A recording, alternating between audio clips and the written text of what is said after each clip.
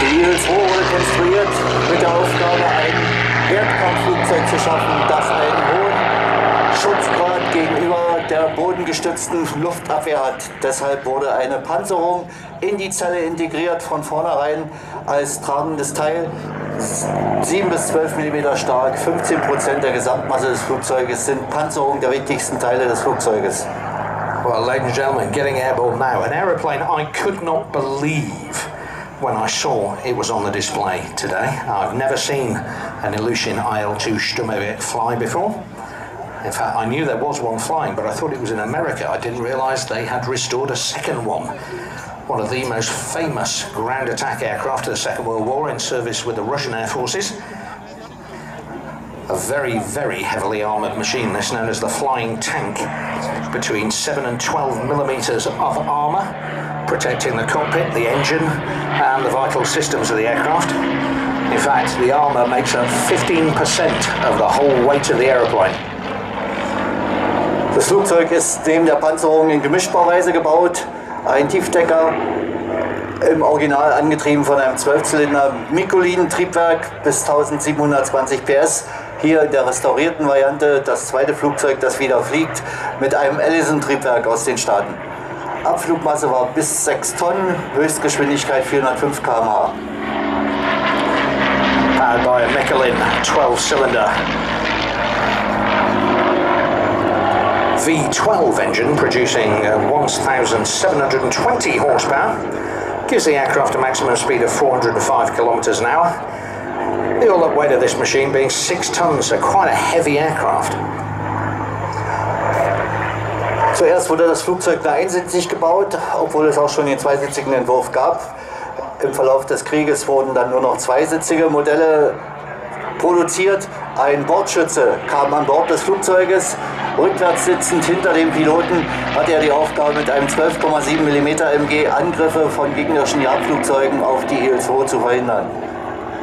Originally in service as single-seat aircraft, and you can see how manoeuvrable it is. Some of these turns are very, very tight. Just what you need in a ground attack aircraft. It was later reconfigured as a 2-seat aircraft. The second man facing aft was the tail gunner, armed with a 12.7 mm machine gun to protect the tail of the aircraft against attacking fighters. Die eigentliche Bewaffnung des Flugzeuges bestand allerdings aus 2 Kanonen in den Tragflächenwurzeln, 20 und 23 mm zumeist Kaliber, einzelne Flugzeuge auch bis zu 37 mm. Weiterhin 2 Maschinengewehre, 7,62 mm in den Tragflächen und Unterflügelstationen für ungelenkte Raketen, Bomben und zum Schluss des Krieges auch schon für Bombenkassetten mit panzerbrechenden kleineren Bomben.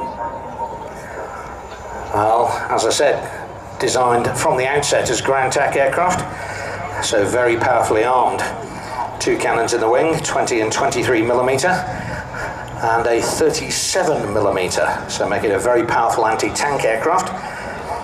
Pair of 7.62 machine guns in the upper fuselage.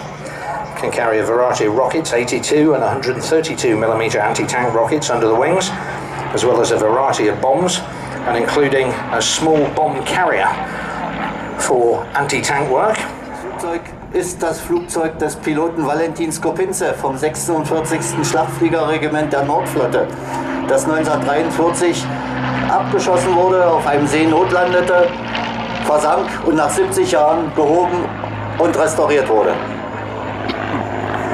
This particular aircraft being flown today by Vladimir Barsak, and many thanks to him. But it's actually the aircraft that was flown by Valentin Skopintsev from the 46th Assault Aviation Regiment of the Northern Fleet Air Force in November 1943. He was shot down, had to force land on a frozen lake, Lake Krivo. The aircraft broke through the ice.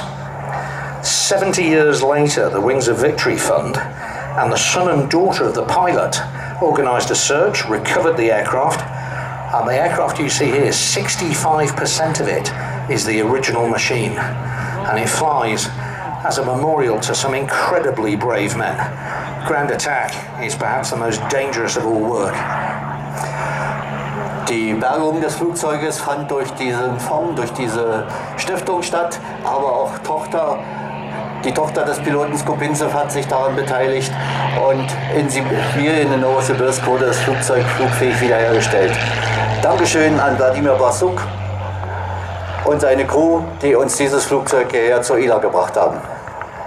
Well, many thanks to Vladimir Barsuk and his crew for bringing us that magnificent aeroplane, a truly rare spectacle in the skies over Berlin.